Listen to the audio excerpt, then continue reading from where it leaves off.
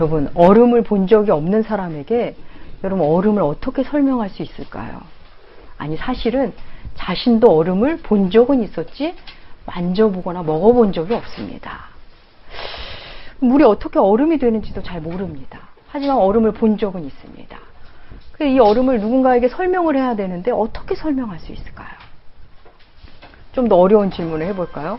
여러분, 빛을 보지 못한 사람에게 어떻게 빛을 설명할 수 있을까요? 알지도 못하고 경험하지 못한 사람에게 어떤 실체를, 어떤 개념을 설명한다는 것은 생각보다 쉽지 않습니다. 빛 때문에 눈이 부시다는 것, 눈이 부셔본 적이 있는 사람한테는 설명이 필요 없습니다. 하지만 그래 본 적이 없는 자에게는 이걸 설명하기가 참 어렵습니다. 우리가 설명을 잘한다고 해도, 아무리 잘한다고 해도 경험한 것에 비하면 설명은 언제나 빈약합니다. 우리는 살면서 많은 설명을 듣고 또 많은 설명을 하게 되는 자리에 가기도 합니다. 성경은 세례 요한을 빛을 설명하는 자라고 말하지 않고 빛을 증언하는 자라고 말합니다. 그러고 보니 설명과 증언은 또 그 의미가 사뭇 다릅니다. 성경은 요한에 대해서 빛을 증거하기 위해 하나님으로부터 보내심을 받은 자라고 설명합니다. 우리 요한복음, 여러분의 성경, 우리 본문 위쪽에 요한복음 1장 6절에서 8절 우리 함께 읽으시겠습니다. 하나님께로부터 받은 사람이 있으니 그의 이름은 요한이라. 그가 증언하러 왔으니 곧 빛에 대하여 증언하고 모든 사람이 자기로 말미암아 믿게 하려 함이라. 아니요, 이 빛에 대하여 증언하러 온 자라. 하나님으로부터 보내심을 받은, 빛을 증언할 임무를 받고 보내심을 받은 세례 요한이 등장합니다. 그는 빛은 아니지만 빛에 대해서 증언해야 합니다. 요한은 사실 예수님을 보기 전에 예수님을 증언해야 합니다. 그런데 우리가 성경을 잘 살펴보면 요한은 자신의 사명을 인식하기 전에 예수님을 만난 적이 있습니다. 예수께서 어머니 마리아 뱃속에 있을 때, 그리고 요한은 그의 어머니 엘리사벳의 뱃속에 있을 때 서로 뱃속에서 만난 적이 있습니다. 그 이야기가 누가복음에 나옵니다. 주보에 실어놓았습니다. 누가복음 1장 41절에서 44절 세 번역으로 실어놨습니다. 함께 읽으시겠습니다. 엘리사벳이 마리아의 인사말을 들었을 때에 아이가 그의 뱃속에서 뛰놀았다. 엘리사벳이 성령으로 충만해서 큰 소리로 외쳐 말했다. 그대는 여자들 가운데서 복을 받았고 그대의 태중에 아이도 복을 받았습니다. 내 주님의 어머니께서 내게 오시다니 이게 어찌 된 일입니까?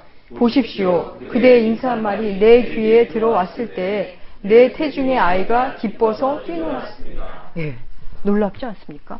예수의 어머니 마리아의 음성을 듣자 엘리사벳 뱃속에 있던 요한이 기뻐서 뛰놀았답니다. 참으로 놀라운 진술입니다. 당시 태아였던 이 요한은 기억을 못할 것입니다. 사람은 모두 하나님을 향한 그리움을 가슴 깊이 갖고 있습니다. 그 영혼 깊숙이 그 그리움이 자리하고 있습니다. 아무리 재미있고 즐거운 일을 해도 시간이 흐르면 반드시 공허를 만납니다. 새로운 재미를 쫓아가기 시작합니다. 그래서 다른 재미를 찾아 기쁨을 누리고 몰두하지만 그 기쁨도 또 공허를 우리에게 던져줍니다. 그래서 우리는 더 강하고 더 센 재미를 찾지만 중독이란 이름으로 자기를 잃을 뿐 또 다른 공허를, 더 깊은 공허를 선물 받습니다. 여러분, 이 땅에서 그 무엇으로도 완벽한 행복을 누리지 못한다면 이 땅으로부터 온 것이 아닌 다른 곳으로부터 온 것에야만 우리가 만족을 느끼는 것 아닐까요? 그렇게 한번 생각해 볼까요? 또 우리가 이 땅에서 흡족한, 아주 완벽한 만족을 못 느낀다는 건 다른 것으로부터 오는 만족이 따로 있는 것 아닐까요? 여러분, 사람에 대해서도 그렇습니다. 우리는 아주 만족스러운 사람을 늘 찾습니다. 그래서 실제 내 마음에 드는 사람을 만납니다. 근데 그 사람이 끝까지 마음에 들든가요? 그 사람이 마음에 안 드는 시점이 또 옵니다. 그래서 또 더 마음에 드는 사람을 찾습니다. 그리고 그 사람이 좀 힘들면 내 마음에 드는 사람으로 만들어 갑니다. 근데 그렇게 되던가요? 그렇지 않습니다. 그를 내 마음에 드는 사람으로 만들어 가지만 그 역시도 한계가 있습니다. 모든 것이 내 만족을 위한 몸부림이라는 것을 우리는 알게 됩니다. 그래서 여러분 앞으로도 쭉 살아보면 우리 마음에 그렇게 흡족하고 나날이 흡족한 사람을 만날 수는 없습니다. 나날이 흡족하다가도 이제 흡족하지 않은 날이 또 반드시 오게 됩니다. 누군가에게 우리 자신도 그런 존재가 됩니다. 우리가 인식하기 전에 우리 영혼 속 깊이 하나님을 향한 그리움이 저 깊은 밑바닥에, 그것 아니면 도저히 만족할 수 없는 그것이 우리 영혼 깊숙이 있습니다. 여러분, 인류는 성탄절을 모두 기뻐합니다. 온 인류가 성탄절을 기념하고 좋아합니다. 예수님을 믿지도 않으면서, 예수님을 알지도 못하면서 성탄절을 다 좋아합니다. 또 인류는 무슨 힘든 일만 생기면 막연하게 하나님을 찾습니다. 절대자, 조물주를 찾습니다. 인류는 하나님을 향한 막연한 그리움, 하나님을 막연히 의존하는 그 그리움이 그 영혼 깊숙이 자리하고 있습니다. 요한은 자신이 인식하기도 전에, 사명을 만나기도 전에 주님을 알아보고 기뻐한 적이 있었습니다. 바로 태중에서. 그렇게 예수님을 태중에서 만나고 기뻐한 요한이 어느덧 시간이 30년이 흘렀습니다. 세례 요한이 그 이후에 어떻게 자랐는지 성경은 누가복음에서 이렇게 증언합니다. 누가복음 1장 80절 함께 읽으시겠습니다. 아이가 자라서 그는 이스라엘 백성 앞에서 광야에서 살았다. 요한은 성장하면서 광야에 가서 살았습니다. 광야 공동체 속에서 살았습니다. 아주 평범하지 않은, 다소 거칠고 고단한 삶이었을 겁니다. 광야에 살던 그가 처음 사람 앞에 나타났을 때 어떤 모습이었는지 마태복음 3장 4절은 이렇게 증언합니다. 함께 읽으시겠습니다. 요한은 낙대 털고 에는 가죽띠를 띄었다. 그의 식물은 메뚜기와 들꿀이었다. 광야에서 살았던 그는 일반인과 많이 그 모습부터 달랐습니다. 낙타 털옷을 입고 가죽띠를 띠고 메뚜기와 석청, 들꿀이라고 하죠. 꿀을 먹었습니다. 그게 주식이었던 사람입니다. 그는 이미 광야의 영성을, 빈들의 영성을 가진 사람이었습니다. 빈들에서 하나님의 음성에 민감한 사람이 되었던 것입니다. 그런 모습의 그가 등장하자 유대 사회는 술렁이기 시작했습니다. 구약 말라기 선지자 이후 400년 동안 내가 하나님의 음성을 들었다 하는 선지자가 400년 동안 나타나지 않았습니다. 그런데 세례 요한이 하나님의 말씀을 받았다며 외치기 시작했습니다. 많은 무리가 요한의 가르침을 따르고 그에게 와서 세례를 받기 시작합니다. 확신에 찬 음성으로 백성들에게 회개를 촉구합니다.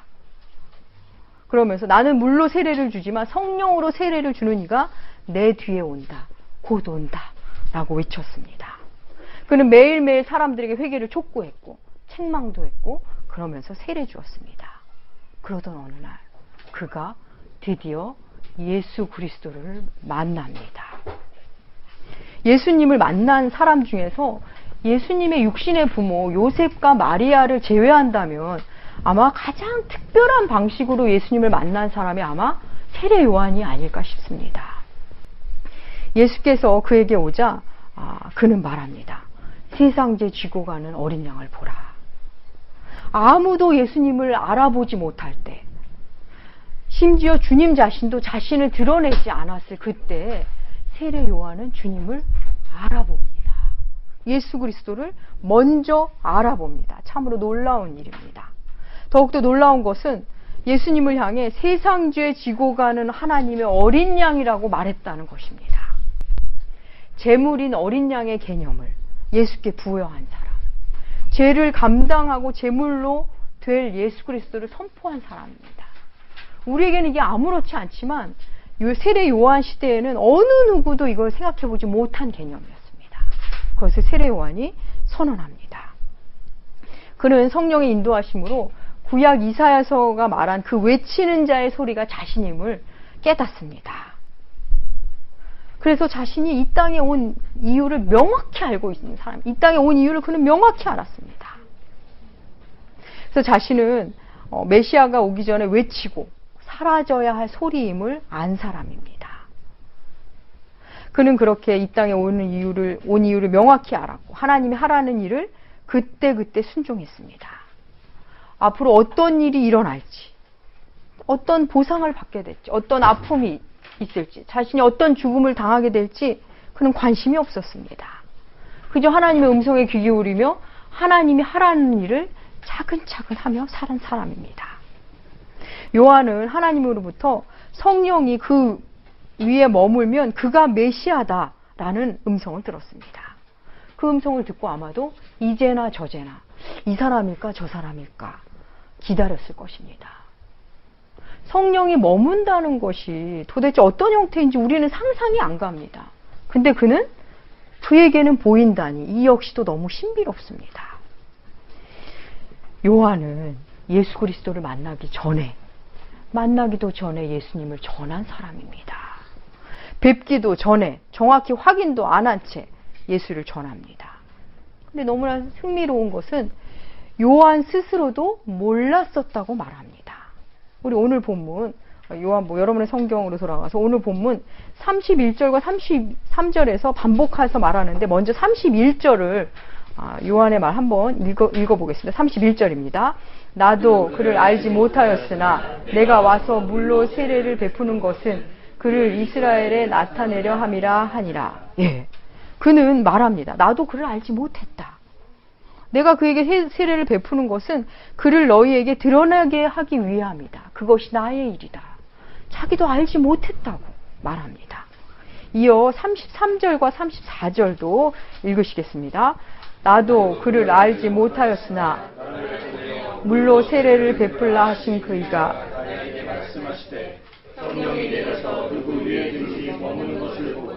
그가 곧 성령으로 세례를 베푸는 이인 줄 알라 하셨기에 내가 보고 그가 하나님의 아들이심을 증언하였노라.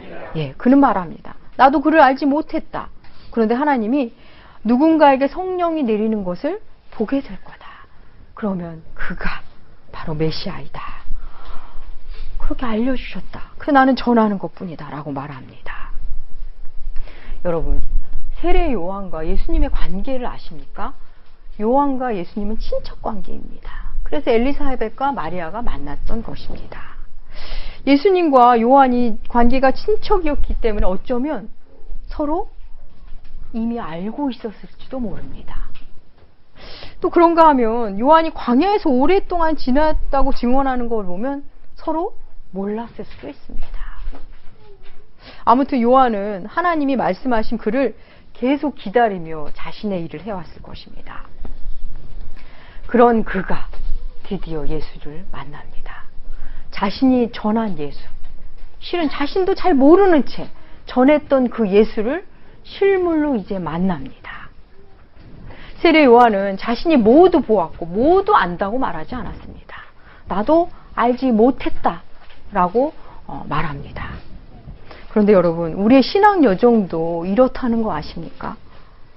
주님에 대해 아는 것과 주님을 만나는 시점이 다를 수 있습니다. 예수를 아는 것과 예수를 내 삶으로 만난다는 게 다를 수 있습니다.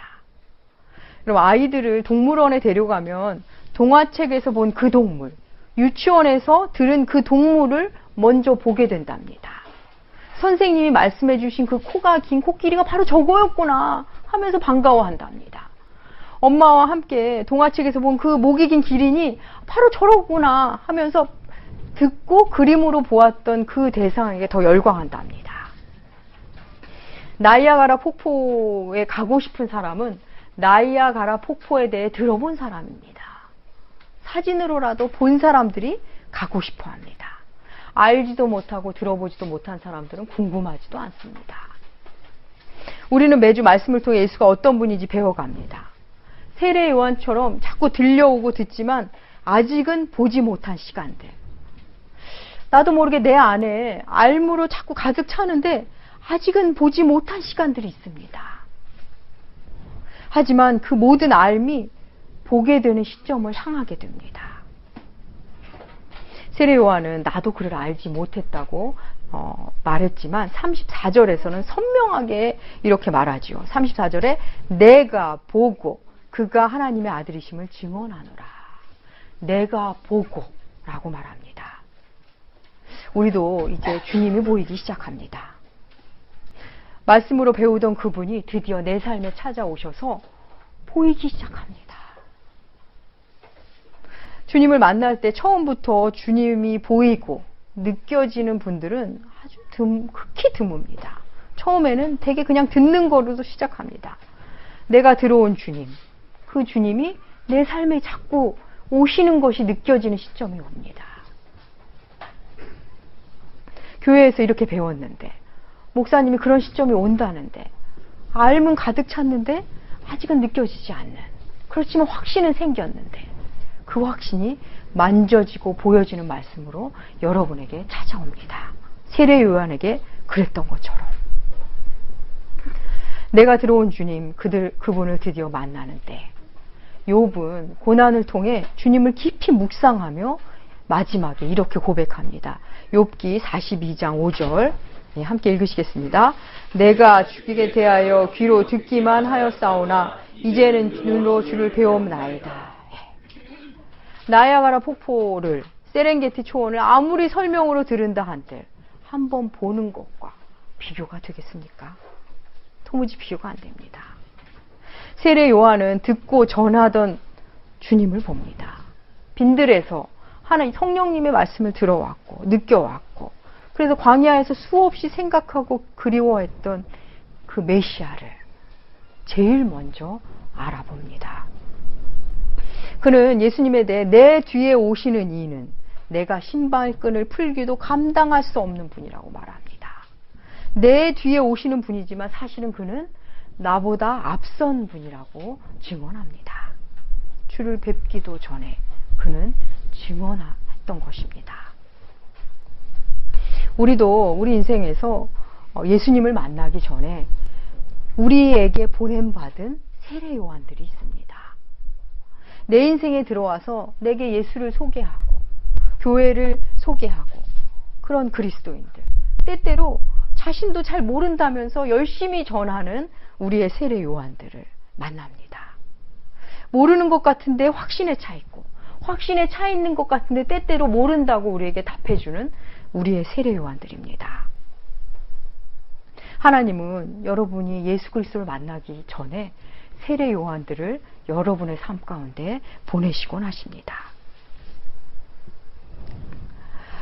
그들을 보며 그들을 통해서 그들에게 돌봄도 받고 사랑도 받습니다. 하나님은 여러분이 예수 그리스도를 만나기 전에 보낸 그 요한을 통해 하나님을 만나는 그 길을 닫기를 원하십니다. 그 요한들이 여러분에게 회개를 촉구하기도 하고 책망하기도 하고 그러면서 손잡아 주기도 합니다. 여러분, 사람들은 그런 말을 합니다. 여러분도 많이 들어오셨고 어떤 분들이 여러분 그런 말을 할지도 모릅니다. 사람 보고 교회 다니지 마라. 그럼 이 말이 맞는 말일까요? 틀린 말일까요? 맞기도 하고 틀리기도 하는 말이기도 합니다. 우리 신앙 여정에서 세례 요한 같은 사람을 통해 신앙생활이 시작될 때가 참 많습니다. 나의 시각으로 보니 참으로 절제된 삶, 나보다 참 훌륭한 신앙인, 말씀도 많이 알고 광야의 영성도 있는 것 같고 다 훌륭해 보입니다. 그들을 보니 교회를 다닐만 해집니다. 그들을 보니 나도 한번 괜찮을 것 같습니다. 하지만 그 사람을 만나는 것에서 그치면 안 됩니다. 세례 요한을 만나는 것에서 그치면 안 됩니다. 그를 넘어 그가 그렇게도 소개하고자 한 그 뒤에 오는 예수 그리스도를 그와 함께 보아야 합니다. 세례 요한에게 실망해서 그가 내가 원하는 대로 해주지 않아서 주저앉으면 예수의 등장이 더뎌집니다. 아니, 사실은 이미 오신 예수인데도 세례 요한에게 집중하느라 예수님께 시선이 옮겨지지 않곤 합니다. 우리는 우리 인생에서 예수님을 만나기 전에 우리 인생에 보냄받은 세례 요한들을 만납니다. 그의 증언에 따라, 그의 안내에 따라 예수께 가게 되곤 합니다. 그렇게 우리가 그 길을 통해 예수를 만나기 시작하면, 예수님을 만나고 나면 우리 역시 누군가에게 세례 요한이 됩니다. 주님은 누군가에게 우리를 또 보내시곤 합니다. 주 요한은 주님을 이미 잘 알고 있다고 말하지 않았습니다.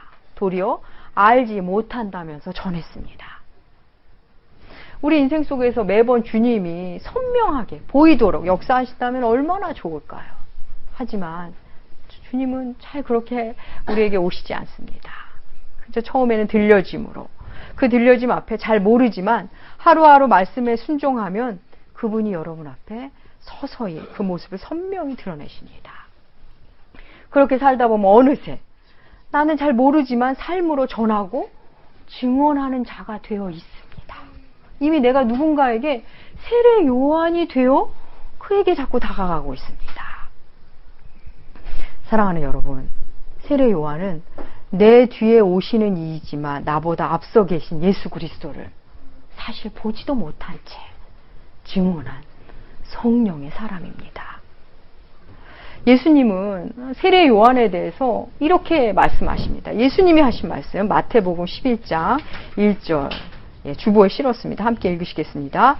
내가 진정으로 너희에게 말한다. 여자가 낳은 사람 가운데 세례자 요한보다 더 큰 인물은 없었다. 그런데 하늘나라에서는 아무리 작은 이라도 요한보다 더 크다. 여자가 낳은 자 중에 세례 요한보다 큰 자가 없답니다. 그러면 세례 요한이 제일 크다는 거죠. 대단한 평가 아닙니까? 하나님께서, 예수 그리스도께서 세례 요한을 이렇게 평가하셨습니다. 그런데 그 뒷말을 한번 주목해 보고 싶습니다. 덧붙이시기를, 하늘나라에서는 아무리 작은 자라도 요한보다 크다고 말씀하십니다. 왜 그럴까요? 왜 하늘나라에서는 이 여자가 낳은 자 중에 가장 큰 요한, 그보다 더 큰 자, 아무리 작아도 요한보다 더 크답니다. 왜 이렇게 말씀하셨을까요? 세례 요한은 예수 그리스도의 십자가를 알지 못하고 죽었습니다. 예수님의 부활을 알지 못하고 이 땅에서 떠났습니다. 사랑하는 여러분, 하늘나라를 가는 사람들은, 천국에 가는 이는 모두 주님의 십자가와 부활을 아는 이들입니다. 우리는 세례 요한보다 큰 자들입니다.